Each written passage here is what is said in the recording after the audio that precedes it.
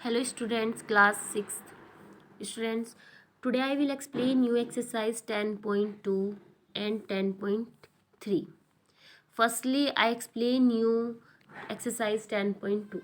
Students, इसमें मैं आपको जो क्वेश्चन आप देख रहे हो इसमें केवल ये ही है, एक फिगर सी बनी हुई है इस तरह की। आप सोचेंगे इसमें आपको एरिया फाइंड करना है, तो मैं आपको एक चीज़ सिंपल बता दूँ। एक तो आप इनमें से वही क्वेश्चन करेंगे जिनके स्क्वायर जो पूरे फिल हैं, जैसे कि आप देख सकते हैं लाइक ए बी डी, ठीक है, ई एच आई, यही क्वेश्चन करेंगे बस इनमें से। केवल इनमें से मैंने 2 आपको पार्ट कराए हैं, बाकी आप सेल्फ प्रैक्टिस में लेंगे। ए भी मैंने कराया, बट आगे के जो डी ई एच आई है जो वो आप सेल्फ प्रैक्टिस में लेंगे। स्टूडेंट्स, ये बहुत ही सिंपल है, ठीक है। तो अभी आपको क्या करना है, इसमें मैं आपको थोड़ा बता देती हूँ। एरिया जो होता है आपका, एरिया का फॉर्मूला जो होता है स्क्वायर का, वो क्या होता है, साइड इंटू साइड होता है, ठीक है। तो इसमें क्या होता है, इसमें सिर्फ एक ही रूल अप्लाई होता है, बार बार एक ही चीज़ होगी। जो आपका एक स्क्वायर है, 1 मिनट में इसको थोड़ा जूम कर लेती हूँ, इसको देखिएगा आप ध्यान से। इसका आप एक जो स्क्वायर देख रहे होंगे यहाँ पर, ये वाला, इसकी जो लेंथ होती है ये वाली एंड ये वाली जो लेंथ होती है, ये भी 1 सेंटीमीटर होती है एंड ये भी 1 सेंटीमीटर ही होती है। यानी कि एक तरह से आप ये कह लीजिए, इसकी जो चारों साइड है, अगर हम चारों साइड की बात करें तो ये भी 1 सेंटीमीटर है, ये भी 1 सेंटीमीटर है, ये भी 1 सेंटीमीटर है एंड ये भी 1 सेंटीमीटर है।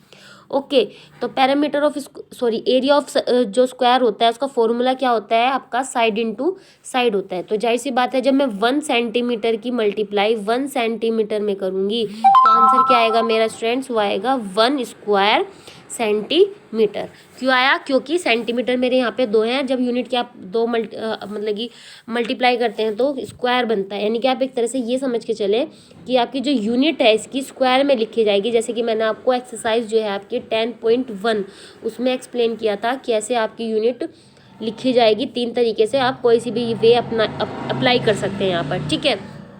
उसके बाद जो है आपकी ये चीज़ आप समझ लीजिए, इसलिए ही मैंने आपको बोला है कि आपके जितने भी ये पूरे वाले यहाँ पे स्क्वायर बने हुए केवल वही अप्लाई करेंगे, क्योंकि आप इनमें कंफ्यूज हो जाएंगे अभी। तो जब आप स्कूल आएंगे तो आप चाहे मैं आपको तब भी समझा दूंगी इस चीज़ को, ठीक है। अभी बट आप यहाँ से ये वाले क्वेश्चन करके चलेंगे, इनको आप कट कर दीजिएगा बाकी को। तो जैसे कि आप देख सकते हैं यहाँ पर आपका जो ये ए और बी है इसको देख लीजिए। यहाँ पे अब मैं सिंपल, बिल्कुल जो सबसे सिंपल लैंग्वेज होती है वो आपको मैं बता रही हूँ। इसमें आपको केवल अब क्या करना है, जैसे कि मैंने आपको बता दिया कि इसकी जो स्क्वायर होते हैं यहाँ पर 1 सेंटीमीटर इसकी साइड होती है, ठीक है, 1 सेंटीमीटर होती है सॉरी। लेकिन जब एरिया निकालूंगी तो क्या आएगा, एक जो स्क्वायर होगा उसका एरिया क्या होगा, 1 स्क्वायर सेंटीमीटर होगा, ठीक है। तो यहाँ पे देख लीजिए आप टोटल कितने हैं आपके स्क्वायर है। थोड़ा इसको जूम कर लेते हैं, आप देख लीजिए मेरे साथ काउंट करेंगे कितने हैं, 1 2 3 4 5 6 7 8 9, तो टोटल कितने हैं, 9 है आपके। तो ये आपका आंसर क्या होगा, 9 स्क्वायर सेंटीमीटर हो गया। या फिर आप दूसरे तरीके से भी कर सकते हैं, आप यहाँ पे 1 स्क्वायर सेंटीमीटर, देखिए मैं आपको दिखा देती हूँ एक बार कैसे करना है आपको। यहाँ पे आपने अपनी फिगर तो देख ली ना, यहाँ से देख लीजिए।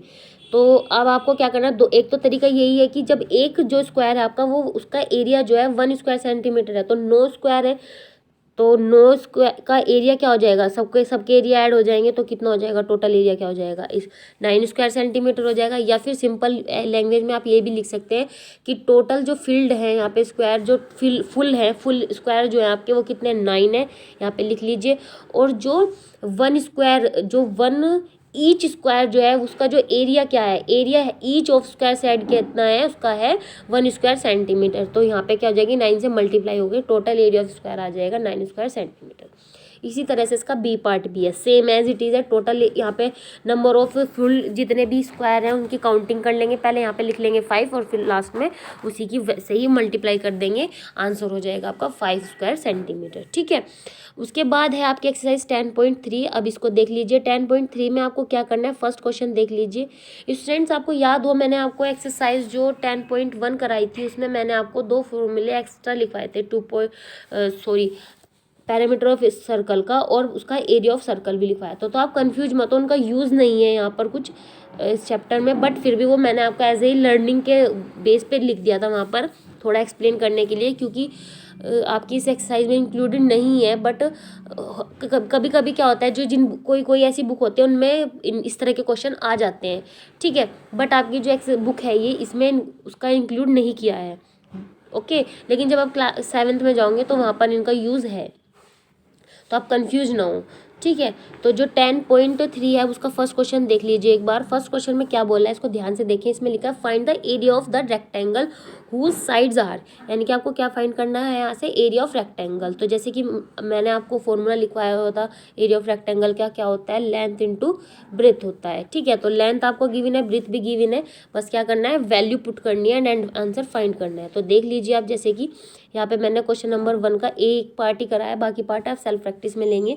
तो जो एरिया का जो आपका लेंथ है, सॉरी जो रेक्टेंगल की जो लेंथ है वो है 3 सेंटीमीटर, ब्रेथ कितनी है 4 सेंटीमीटर। फॉर्मूला क्या है, लेंथ इंटू ब्रेथ, तो इजिकल्स टू कितना हो गया, मल्टीप्लाई कर देंगे आपस की करके, यहाँ पे आ गया 12 सेंटीमीटर स्क्वायर, या फिर लिख सकते हैं 12 स्क्वायर सेंटीमीटर, जैसे कि मैंने आपको बताया था 2 तरीके हैं आपके, ठीक है। उसके बाद अब क्वेश्चन नंबर 2 ये देख लीजिए। क्वेश्चन नंबर 2 में क्या करना है, इसमें कहा है find the area of the square whose sides are. इस बार क्या फाइंड करना है स्टूडेंट्स, आपको एरिया ऑफ स्क्वायर। तो एरिया ऑफ स्क्वायर का फॉर्मूला क्या होता है student, side into side, area of square. ये मैं डॉट लिखती हूँ ना इसके आगे, इसका मतलब ये स्क्वायर ये पूरा है, ठीक है। और अगर लेंथ है तो ये, और एरिया का क्या करती हूँ मैं, ए डॉट लगाती हूँ, तो पूरा नहीं लिखती हूँ, ठीक है। तो आप इसको कंफ्यूज मत हो, अगर कोई दिक्कत हो आप पूछ सकते हैं, ठीक है। उसके बाद आपका फॉर्मूला मैंने आपको बता दिया, बस क्या करना है, वैल्यू पुट करनी है। तो साइड उसने हमें कितनी गिवन की है, 10 सेंटीमीटर गिवन की है। एरिया ऑफ स्क्वायर क्या होता है, फॉर्मूला साइड इंटू साइड होता है, 10 की मल्टीप्लाई 2 बार करके आंसर आ गया आपका 100 सेंटीमीटर स्क्वायर, ठीक है। अब क्वेश्चन नंबर 3। क्वेश्चन नंबर 3 में क्या करना है, यहाँ पे देख लीजिए। इसने कहा है the length of breadth of the 3 rectangles are given below. यहाँ पे आपको गिवन की है लेंथ और ब्रेथ, आपको क्या करना है फाइंड यहाँ से, which one has largest and which one haves the smallest, ठीक है। इसमें आपको सबसे पहले तो सबके एरिया वो निकाल लेने हैं, एरिया। स्टूडेंट्स आपको यहाँ पे क्या कर लेना है, सबसे पहले सबके आपको एरिया फाइंड करना है। एरिया फाइंड करने के बाद आप ये देखना कि कौन सा लार्जेस्ट है और कौन सा स्मॉलेस्ट है। तो मैंने इसमें क्वेश्चन नंबर 3 का केवल एक पार्ट करा है, बाकी के पार्ट बी सी आप फाइंड करेंगे एंड फाइंड करेंगे कि लार्जेस्ट कौन सा एरिया है और स्मॉलेस्ट कौन सा एरिया है, ठीक है, लिख देना बाद में। तो जैसे कि मैंने आपको बताया, देख लेते हैं क्वेश्चन नंबर 3 का एक पार्ट। यहाँ पे लेंथ ऑफ जो इसकी रेक्टेंगल है उसकी कितनी है, 9 मीटर है, एंड उसकी ब्रेथ कितनी है, 6 मीटर है, ठीक है। तो एरिया ऑफ रेक्टेंगल का फॉर्मूला क्या होता है, लेंथ इंटू ब्रेथ होता है, तो 9 की मल्टीप्लाई 6 से कर देंगे, आ जाएगा 54 मीटर स्क्वायर, ठीक है। या फिर हम स्क्वायर सेंटीमीटर भी लिख सकते हैं। तो आप बाकी के पार्ट जो है ना उसके बी सी फाइंड करना है एंड ये देखना कि कौन सा एरिया ज़्यादा है, आप उसको ही आंसर कर देना, ठीक है। उसके बाद है आपका क्वेश्चन नंबर 4। क्वेश्चन नंबर 4 में क्या करना है, आप यहाँ पे देख लीजिए एक बार। क्वेश्चन नंबर 4 में सिंपल है, इसमें बोला है इसने कि the area of rectangular garden 50 metre long, यानी कि लॉन्ग लंबाई दी है, इज 300 स्क्वायर मीटर। अब यहाँ पे कंफ्यूज किया गया, आप कंफ्यूज मत हो जाना, देखिए इसको ध्यान से पढ़िएगा। यहाँ पे अगर आपको पहचान कैसे करनी है क्वेश्चन की, एक तो इस चीज़ का ध्यान रखना हमेशा। जैसे भैया आपको कहा उसने लेंथ ही है, ब्रीथ का है, तो ये तो सिंपल हो गया, आपकी यूनिट कुछ भी देगा वो, जैसे कि है 4 मीटर हो गया, 8 मीटर हो गया, इस तरह से देगा वो। लेकिन अगर किसी चीज़ में आपको उसने ये कह दिया, जैसे कि यहाँ पे लिखा है 300 स्क्वायर मीटर, तो आपको ये कंफ्यूज नहीं होना है, स्क्वायर मीटर यानी कि आपको उसने एरिया गिवन कर दिया है शुरू में, क्योंकि एरिया का जो आपका आंसर आता है, एरिया ऑफ रेक्टेंगल हो या एरिया ऑफ स्क्वायर हो, तो उसका जो आंसर आता है उसकी जो यूनिट होती है वो क्या होती है, स्क्वायर यूनिट होती है। तो इसलिए आपको यहाँ पे कंफ्यूज नहीं होना है, स्क्वायर यूनिट है आपकी, ओके। तो आपको क्या करना है, ये आपको यहाँ पे उसने आपको स्क्वायर दे दिया, तो इसको आप देख लीजिए क्वेश्चन नंबर 4 को यहाँ से, ठीक है। तो ये सिंपल है, मैं आपको एक बार बता देती हूँ। Area of rectangle is equals to क्या होता है, लेंथ इंटू ब्रीथ होता है। तो इस बार उसने आपको लेंथ गिवन किया है, एरिया गिवन किया है, बट ब्रीथ नहीं गिवन किया। तो एरिया जो है आपका उसने दिया है 300, ओके, इक्वल करके लेंथ गिवन किया है उसने आपको 50 और आपको ब्रीथ गिवन नहीं की है। तो ये जो 50 है इसके मल्टीप्लाई में है, तो अगर हम 50 को इधर लेके जाएंगे, इस साइड लेके जाएंगे 300 के इधर, तो ये क्या है, इधर डिवाइड में जाएगा। तो मैं आपको लिख के दिखा देती हूँ ये कैसे जाएगा। ये हो जाएगा आपका इस तरह से 300 डिवाइड 50 इक्वल बी, यानी कि ब्रीथ आपकी यहाँ से ब्रेथ आपकी फाइंड हो जाएगी। 50 से इसको डिवाइड कर देंगे, 0 से 0 कैंसिल, 5 से कट हो गया, 6 आ गया आंसर। तो आप देख लीजिए सेम प्रोसीजर है, ऐसे ही लिखा है मैंने, बस लैंग्वेज लिखी हुई है। यहाँ लिखा है मैंने length of the rectangular garden is equals to 50 metre, area of rectangle given है आपको 300 स्क्वायर मीटर, एरिया को मतलब कि लेंथ से डिवाइड कर देना तो आंसर आ जाएगा आपका hence width of the garden 6 metre. ठीक है, इसके बाद जो है आपके इसी तरह से क्वेश्चन आपको मिलेंगे इस टाइप के, कुछ सिंपल भी मिलेंगे जिसमें आपको केवल लेंथ और ब्रेथ ही गिवन होगी एंड आपको आंसर फाइंड करना है। कुछ में जैसे आपका फिफ्थ वाले देख लीजिए, इसमें आपको क्या करना है, तो थोड़ा सा एक बार पढ़ देती हूँ, कर लेना खुद। इसमें कहा है इसने what is the cost of tiling, जैसे कि आपने ये वाले क्वेश्चन उसमें भी किए थे एक्सरसाइज 10.1 में भी, तो सेम चीज़ है, बस यहाँ पे एरिया फाइंड करना है। क्योंकि एरिया कैसे पता चला, देखो मैंने वहाँ पे आपको बताया था ना कि अगर आपकी यूनिट, जैसे कि उसमें तो सपोज करो पीछे की बात करें एक्सरसाइज की, वहाँ पे तो लिखा था 8, चलो मैं वही लिखती हूँ क्वेश्चन, वहाँ पे लिखा था 12 पर मीटर, जो भी लिखा था, ठीक है। लेकिन यहाँ पे क्या लिखा है, मीटर स्क्वायर मीटर, यहाँ पे लिखा है 8 पर स्क्वायर मीटर। तो यहाँ से पता चलता है कि यहाँ पे आपको एरिया फाइंड करना है, तो ये आपका कंफ्यूजन दूर कर सकता है यहाँ से। ठीक है, तो सिंपल है। ओके, तो जैसे कि आप देख सकते हैं यहाँ पर मैं आपको दिखाई देती हूँ क्वेश्चन से, जहाँ से मैंने सोल्व किया है, एक बार मैं आपको शो कर देती हूँ। इस तरह के क्वेश्चन भी आपको आएंगे। तो यहाँ पे आप देख सकते हैं, यहाँ पर लेंथ ऑफ रेक्टेंगल प्लॉट जो है इतना है एंड ब्रीथ उसकी गिवन है, तो एरिया यहाँ से फाइंड करना है, सिंपल है, मल्टीप्लाई कर लेंगे वैल्यू के अकॉर्डिंग। ठीक है, उसके बाद आपको क्या करना है, उसने कहा कि 1 मीटर जो उसकी रेट है वो है 8 पर 100 स्क्वायर मीटर है। ठीक है, 100, उसने साथ में इस बार 100 भी यूज़ किया, क्योंकि अगर सिंपल लिखा आता कि 8 पर मीटर इस तरह से कुछ लिखा था तो आप इस 100 का यूज़ नहीं करते, बट उसने 8 पर 100 दिया है, तो इसको आपको क्या करना पड़ेगा, 8/100 करके लिखना पड़ेगा। ठीक है, उसके बाद आपका यहाँ से बस कट करके आंसर आ जाएगा। तो एक बार देख लीजिए इसको कैसे करना है, यहाँ पे शो कर देती हूँ मैं आपको। 8/100 मल्टीप्लाई जो आपका एरिया है ना, स्क्वायर एरिया फाइंड हुआ था हमारा, वो यहाँ पे लिखेंगे, 0 से 0 कट कर देंगे, 8 की मल्टीप्लाई इससे कर देंगे, ये आंसर ये आपकी कॉस्ट आ गई। ठीक है, इसमें आप स्क्वायर मीटर नहीं लिखेंगे, यहाँ पे लिखेंगे कॉस्ट, क्योंकि यहाँ से कॉस्ट फाइंड किया आपने। ठीक है, इस तरह से आपके 6, 7 है जो आपके सिंपल क्वेश्चन है, इस तरह के भी आप सेल्फ प्रैक्टिस में लेंगे। ठीक है, उसके बाद यहाँ से मैंने आपको क्वेश्चन नंबर 10 कट कराया है, 11 कट कराया है। अब मैं आपको एक बार 9 क्वेश्चन जो है आपका वो एक्सप्लेन कर देती हूँ, उसके बाद 9 के बाद एक बार 12। तो 9 देख लीजिए, वैसे यहाँ पे क्या बोला है इसने कहा है 5 square flowers beds each of sides 1 metre are dug on piece of land 5 metre long and 4 metre wide. What is the area of the remaining part of the land. आपको क्या करना है, एरिया जो बचा रिमेनिंग उसका area find करना है, यानी कि 5 फ्लावर है, उसकी जो लंबाई उन्होंने साइड जो दी है 5 फ्लावर स्क्वायर शेप के हैं, उसने कहा है कि उनकी जो लंबाई है वो 1 मीटर है, और जो गड्ढा है, ठीक है। ओके, तो यहाँ पे जो एक लैंड पीस ऑफ लैंड जमीन का जो टुकड़ा है उसका जो गड्ढा है, तो उसकी जो लंबाई चौड़ाई है वो है 5 metre long and 4 metre width, यानी कि चौड़ाई।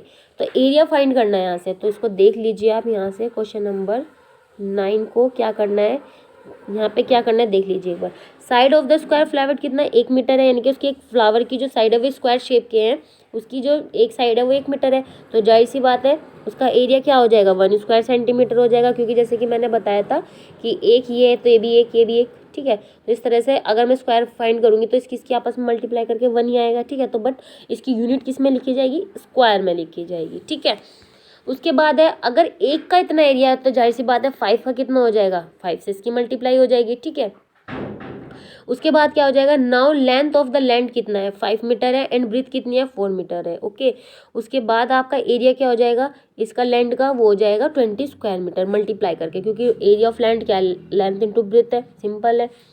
ओके, क्योंकि जो आपकी जो इन्होंने डिजिट दी है वो भी अलग अलग होती है, तो सिंपल है, यहाँ पे लेंथ इंटू ब्रेथ ही लगेगा। अगर इक्वल होती तो हम यहाँ पे साइड इंटू साइड भी लगा सकते थे। ठीक है, उसके बाद area of the remaining part of जो लैंड का जो बचेगा, हम क्या करेंगे, दोनों एरिया को आपस में माइनस कर देंगे, सब्ट्रैक्ट कर देंगे, तो आपको यहाँ से आंसर फाइंड हो जाएगा इसका। देख लीजिए 20 स्क्वायर मीटर में से मैंने 5 स्क्वायर मीटर को माइनस कर दिया है। ओके, तो आंसर आ गया आपका यहाँ पर 15। ठीक है, ये आ गया 15। उसके बाद जो है आपका क्वेश्चन नंबर 12 देख लीजिए। क्वेश्चन नंबर 12 में आपको क्या करना है, how many tiles whose length or breadth are 12 centimeter and 5 centimeter respectively will be needs to fit in rectangular region whose length and breadth are respectively। आपको उसने इसमें क्वेश्चन, पहले तो आपको 12 क्वेश्चन सोल्व करना है यहाँ से, 12 के बाद आपको ए सोल्व करना है यहाँ से, ठीक है। उसके बाद फिर आपको बी सोल्व करना है, यानी कि आपको पहले यहाँ से आपको नंबर ऑफ टाइलिंग निकालना है, एक तरह से ये देख के चले। बट आपको सबसे पहले क्वेश्चन को ए बी को सोल्व करने से पहले आपको 12 की जो लैंग्वेज है उसको सोल्व करना है, उसके बाद ए को सोल्व करेंगे। मैंने इसका केवल ए पार्ट किया है, बी पार्ट आप सेल्फ प्रैक्टिस करेंगे रफ कॉपी में, ठीक है। तो जैसे कि आप देख सकते हैं यहाँ पर length of one tile is equals to कितना है 12 सेंटीमीटर है, जो उसने डिजिट दिया है कितनी है 12 सेंटीमीटर। ब्रीथ ऑफ टाइल कितनी है उसकी, यानी कि चौड़ाई कितनी है 5 सेंटीमीटर है। तो एरिया ऑफ वन टाइल कितना हो गया, लेंथ इनटू ब्रेथ, फॉर्मूला लगाएंगे, डिजिट पुट करेंगे एंड आंसर आ गया आपका 60 स्क्वायर सेंटीमीटर, ठीक है। उसके बाद जब ये तो सिंपल हो गया, अभी ये आपका टाइल का एरिया आ गया। अब उसके बाद जो है आपका ए पार्ट, उसने जो गिवन किया है आपको नंबरिंग ऑफ टाइल निकालना है, क्योंकि तो जो एक रेक्टेंगल जो शेप है, रेक्टेंगुलर शेप की जो आपकी उसकी लंबाई चौड़ाई जो है वो ये है। Length of the rectangular reason कितना है 140 सेंटीमीटर है, ब्रेथ कितना है 100 सेंटीमीटर है, ठीक है। Area of the rectangular reason कितना हो गया उसका, जाहिर सी बात है लेंथ इंटू ब्रेथ हो गया, तो इसकी मल्टीप्लाई करके आंसर आपका आ गया 14,000, ये हो गया आपका 14,400 स्क्वायर सेंटीमीटर हो गया आपका, ठीक है। तो नंबर ऑफ, जब हम इस तरह की कुछ चीज़ें करते हैं तो हम क्या करते हैं, दोनों का एरिया फाइंड करने के बाद डिवाइड कर देते हैं, ठीक है। तो यहाँ से आपका आंसर आ जाएगा डिवाइड करने के बाद। तो डिवाइड करके हम क्या करेंगे, आपके आंसर जो आया वो आया 240 टाइल्स, ठीक है। तो जैसे कि आप देख सकते हैं यहाँ पर स्टूडेंट्स, आपका आंसर क्या है 240 टाइल्स आया। तो जैसे कि मैं आपको एक बार बता देती हूँ फिर से इस चीज़ को, जो सपोज करो आपके रेक्टेंगुलर शेप की कोई प्लेस है आपके पास, उसमें आपको टाइल लगानी है। तो टाइल को तो आप ऊपर निकाल चुके हो, यहाँ पे फाइंड कर चुके हैं 60 स्क्वायर सेंटीमीटर, यानी कि एक टाइल का जो एरिया है वो इतना है, यानी कि एक टाइल यहाँ पे का एरिया है 60 स्क्वायर सेंटीमीटर है। तो जाहिर सी बात है अब मेरे पास जो टुकड़ा है रेक्टेंगल शेप का वो, उसमें कितनी टाइल लगेंगी, तो यहाँ पे ऐसी 240 टाइल्स लगेंगे, ठीक है। क्योंकि उसका एक टाइल का एरिया क्या है 60 स्क्वायर सेंटीमीटर, इसलिए यहाँ पर 240 टाइल लगेंगे, ठीक है। तो आई होप कि आपको ये चीज़ समझ आई हो, क्योंकि उसने इसकी और इसकी लंबाई दे दी थी, इस जमीन के टुकड़े की हमें क्या दे दिया था, लंबाई चौड़ाई दे दी थी। तो हमने यहाँ से पहले इसका स्क्वायर एरिया निकाला अंदर का। अब इसमें मैं टाइल फिट करनी थी तो हमने टाइल का भी एरिया निकाल लिया। अब उन दोनों को अपॉन करके डिवाइड करके आंसर कर लिया कि 240 टाइल्स रिक्वायर होंगी यहाँ पर। इसी तरह से आपको बी पार्ट करना है और वहाँ से ज़मीन का जो टुकड़ा है उसकी फाइंड करनी है, एंड उसके बाद फिर से वही टाइल तो यही रहेगी सेम, और बस आपको डिवाइड कर देना है, ठीक है। आई होप कि आपको ये एक्सरसाइज जो मैंने आपको समझाई है 10.2 एंड 10.3 ये आपको अच्छे से समझ आई होगी स्टूडेंट्स। अगर आपको कोई भी प्रॉब्लम रहती है तो अब स्कूल तो ओपन होंगे ही आपके स्टूडेंट्स, आप स्कूल में आप पूछ सकते हैं, ठीक है। Okay students, thank you and have a nice day.